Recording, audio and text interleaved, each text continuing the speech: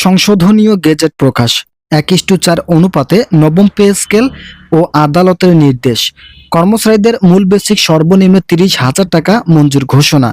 আসসালামু আলাইকুম। আজকের এই ভিডিওটিতে আলোচনা করতেছি, আপনারা অবশ্যই ভিডিওটি ধৈর্য সহকারে দেখবেন।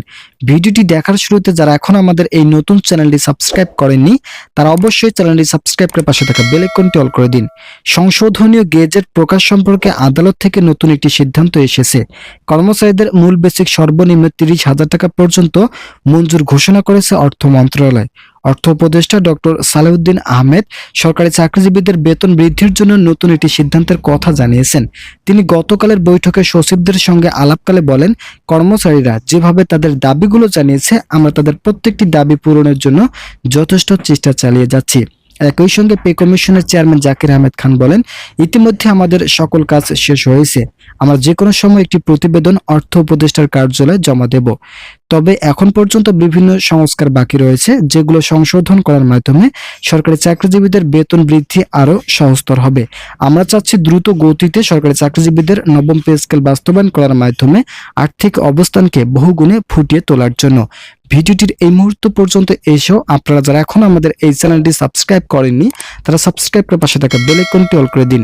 একজন সাংবাদিক নবম পে স্কেল বাস্তবায়ন সম্পর্কে প্রশ্ন করলে পে কমিশনের সদস্য বলেন, আমরা এবারের নবম পে স্কেল এমনভাবে সাজিয়ে তুলেছি যেখানে পূর্বের বেতন স্কেলগুলোর তুলনায় অনেক শক্তিশালী। কেননা আপনারা লক্ষ্য করলে দেখতে পারবেন 2015 সালের অষ্টম বেতন স্কেলে শুধুমাত্র কর্মকর্তাদের জন্য বিভিন্ন সুযোগ সুবিধা বহাল ছিল। অপরদিকে যারা কর্মচারী আছেন তাদের বেতন অত্যন্ত কম এবং অন্যান্য সুযোগ সুবিধা তেমন একটা দেওয়া হতো না, যার ফলস্বরূপ আমরা নবম পে স্কেল বাস্তবায়ন করার মাধ্যমে সকলের জন্য সমান সুযোগ সুবিধা বহাল রাখব। সংশ্লিষ্ট কর্তৃপক্ষ ইতিমধ্যে গতকাল একটি বৈঠক করেছেন, যেখানে সভাপতিত্ব করেন পে কমিশনের চেয়ারম্যান জাকির আহমেদ খান। এই বৈঠকে সচিবদের সঙ্গে নবম পে স্কেল বাস্তবায়নের গুরুত্বপূর্ণ তথ্য নিয়ে আলোচনা করা হয়। সচিবরা বলেন, নবম পে স্কেল যদি 2025 সালের মধ্যেই এবং অন্তর্বর্তীকালীন সরকারের আমলে কার্যকর করা না হয় তাহলে সেটা অনেক সমস্যা তৈরি করবে, যার ফলস্বরূপ সরকারি চাকরিজীবীদের দ্রুত গতিতে নবম পে স্কেল বাস্তবায়ন করা গুরুত্বপূর্ণ দায়িত্ব হয়ে পড়েছে। আপনারা যারা সরকারি চাকরিজীবী আছেন তারা পরবর্তী আপডেট পেতে আমাদের এই চ্যানেলটি সাবস্ক্রাইব করে পাশে থাকা বেল আইকনটি অল করে দিন। সূত্র জানায়, সংশোধনীয় গেজেটে 1:4 অনুপাতে নবম পে স্কেল কার্যকর ও সর্বনিম্ন বেতন 30,000 টাকা বৃদ্ধির নতুন সিদ্ধান্ত গ্রহণ করেছে পে কমিশন ও অর্থ মন্ত্রণালয়।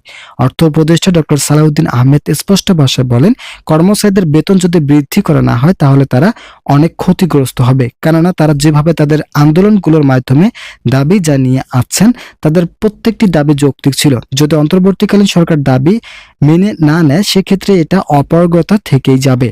তাই অন্তর্বর্তীকালীন সরকারের উচিত হবে দ্রুত গতিতে নবম পে স্কেল বাস্তবায়ন করা। ইতিমধ্যে অর্থ উপদেষ্টা ও সংশ্লিষ্ট মহল জানিয়েছে এগুলো বাস্তবায়ন করা খুব একটা জটিল কাজ নয়। তবে যেহেতু অর্থনৈতিক সীমাবদ্ধতা রয়েছে সেক্ষেত্রে একটু সময় নিয়ে বাস্তবায়ন করা হচ্ছে। কিন্তু ডিসেম্বর মাসের মাঝামাঝি সময় সরকারি চাকরিজীবীরা পেতে যাচ্ছেন নবম পে স্কেলে সংশোধনীয় গেজেট। ভিডিওটি শেষ করার পূর্বে আমি আপনাদের কাছে রিকোয়েস্ট করতেছি, আপনারা অবশ্যই এই ভিডিওটিতে একটি লাইক এবং আমাদের এই চ্যানেলটি সাবস্ক্রাইব করে পাশে থাকা বেল আইকনটি অল করে দিন।